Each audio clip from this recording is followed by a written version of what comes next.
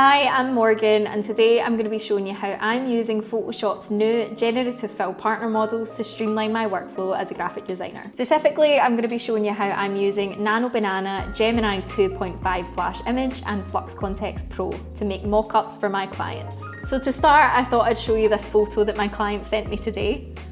Yeah.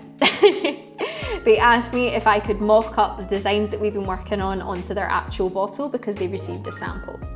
Now, the photo that they've sent me is very lo-fi, it's not very high quality, and we're not going to have a very polished final result. I thought about maybe just adding the design to this, which would be super easy to do. I could just drag it in as I normally would and do some warping, so let's just see how that looks for talking's sake. I mean, it's fine. It's not great though. I feel like we could have a much more polished finish if we utilize some of Adobe Photoshop's new features. So I'm gonna go ahead and select the rectangular marquee tool, and I'm gonna head into the Generative Fill option in the contextual taskbar, and I'm gonna select Gemini 2.5 Nano Banana. So in here, I am just gonna give it a prompt, and Nano Banana is really good at understanding prompts and being contextually aware. So you're gonna get a lot of your details preserved if you ask it to do that. So I'm gonna go ahead and say, remove the hands, remove the background, place the bottle into a clean white studio background with studio lighting, product photography style, and we'll just see what it does.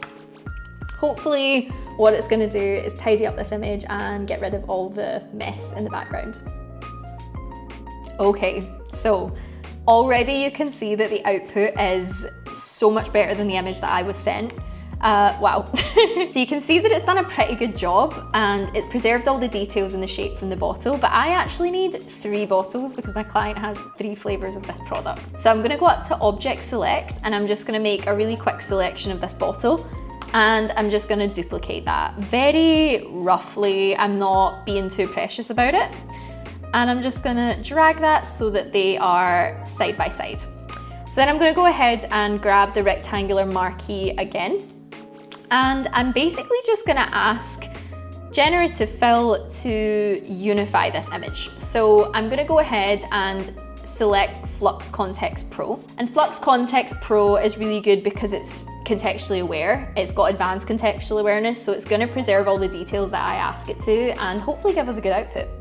So I'm just gonna ask it to unify the image so that all the bottles are on a white studio background together. Don't change the bottles and add subtle shadows. Okay, wow, so this has already saved me a ton of time. This would have taken me so long to do before, and now I can focus on the actual detail work. So I'm quite happy with this output. So I'm gonna go ahead and drag all of my label artwork into the file, and I've got this in SVG form.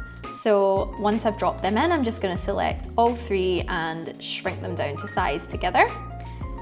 So I'm gonna basically put my first flavor here, that flavor there, and this flavor in the middle. And super quickly, what I'm gonna do is convert all of these to smart objects. And this will just allow me to not only switch out that artwork if it gets changed or if my client has any revisions, but also to warp this to fit the bottle slightly. So I'm gonna click warp, and then I'm just gonna go up to warp and select arc lower. And you can see that it's kept the top straight because the bottle at the top is straight, but the bottom has a slight curve to it. And this just makes it feel a little bit more realistic. So I'm gonna go ahead and do that to the rest of the bottles. Okay, cool. So now that I've done that and everything is looking a little bit more realistic, I'm gonna go ahead and select all of the labels and change the blend mode to multiply. And this is just gonna allow the shadows and lighting from the image below to come through the artwork and make it look just a little bit less flat. Okay, cool. So this is looking really good. The only thing I need to change now is the lid color, because the lids are gonna have a color that corresponds to the flavor of the bottle. So I'm gonna go ahead and use the rectangular marquee once again, and I'm just gonna go in here and create a new layer. So I'm gonna select the pink from here, and then I'm just gonna use the fill bucket tool, fill in that marquee, deselect, and then I'm gonna set the blend mode to multiply again.